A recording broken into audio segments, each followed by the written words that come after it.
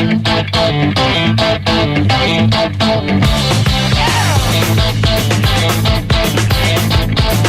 the War Room, it's America's morning show, coast to coast, driving liberals nuts every morning.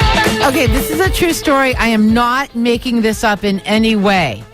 A sex drive-in has opened in Zurich. Now, that's not even the crazy part. We'll get to the crazy part. They did this to keep prostitutes safe and move the trade outside of Switzerland's largest city. So these are very fashionable-looking, teak-colored, open wooden garages, if you will. They call them sex boxes. That's what the Swiss media calls them anyhow. And they're going to open on a first-come, first-served basis for drive-in customers in the city where prostitution has been legal since 1942. So like several dozen sex workers are expected to make it their new home, kind of, and they're going to stand along a short road in this small circular park for clients to choose from and then negotiate with. The park was built in a former industrial area that was between a rail yard and this big industrial facility. It's a publicly funded facility.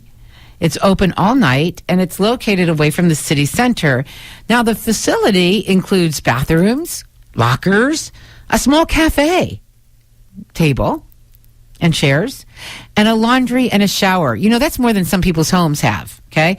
Men won't have to worry about video surveillance cameras, but the sex workers, who are going to need a permit, by the way, and they have to pay a small tax, are going to be provided with a panic button and, get this, an on-site social worker trained to look after them. There's an on-site social worker. Now, Daniel Hartman, who is a Zurich lawyer, is very concerned. He said it's a win-win situation.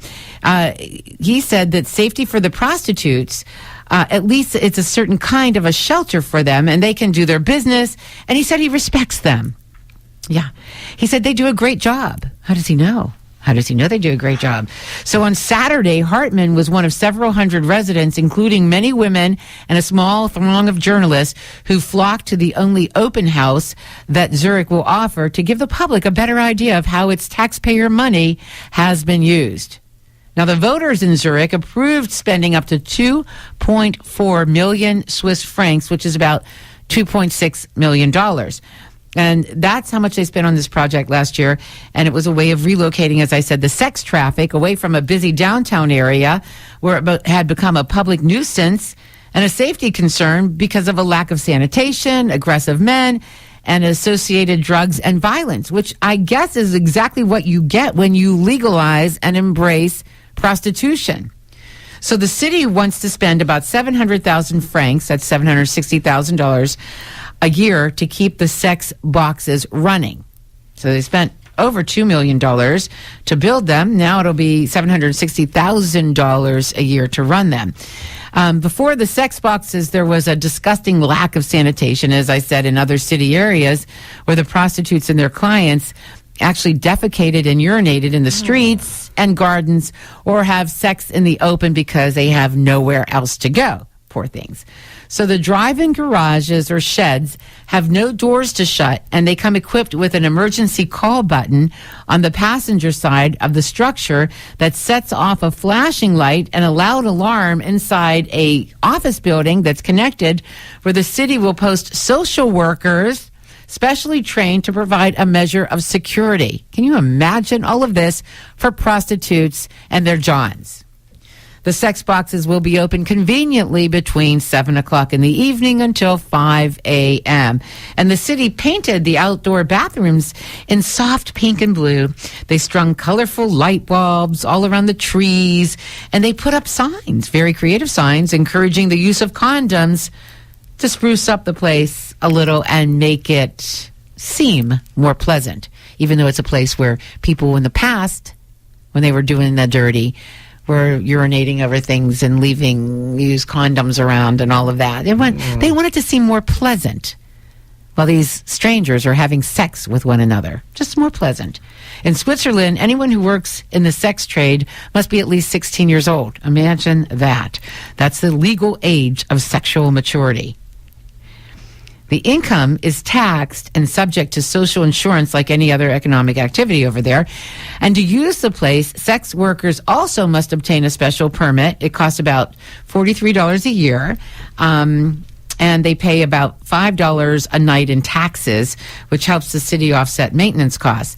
So anyway, the guy that's running the program, one of the guys responsible, said we can't solve the whole problem of exploitation and human trafficking, but this is a start.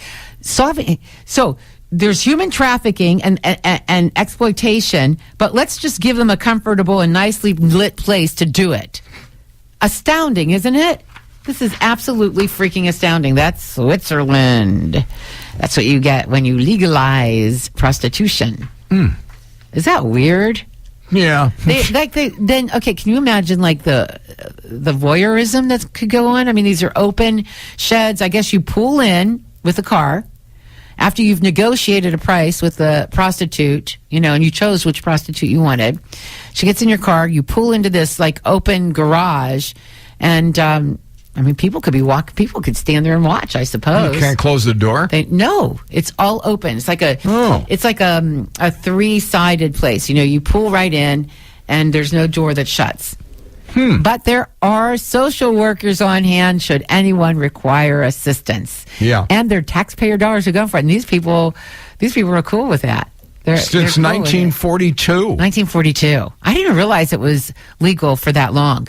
I didn't either. Of course, I was back during the Second World War, when a lot of soldiers found the true value of a pair of nylons or a Hershey bar, but who knows? Who knew? I was a gigolo before this is where this goes, yeah. I was a gigolo before I got into radio. One night I made $1,200.25. Now, you might wonder who gave me 25 cents, and the answer to that is everybody. Yeah, I don't even believe you had that many giving you a quarter, so... Sorry. Here's a quarter. I thought it was one of your dreams again. Call someone. I never know what to think with you. Who cares? Sorry. Hey, right after the break, we have got a guest, an actual Coptic Christian on the ground in Egypt. Really nice guy.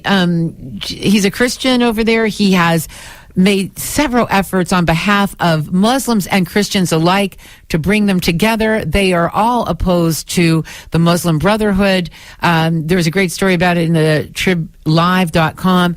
And I think there was one in the Post-Gazette. Is that right, Stacey? Yeah, in the Post-Gazette, too. And they have all helped us to get in contact with this man, and he will be joining us right after this break.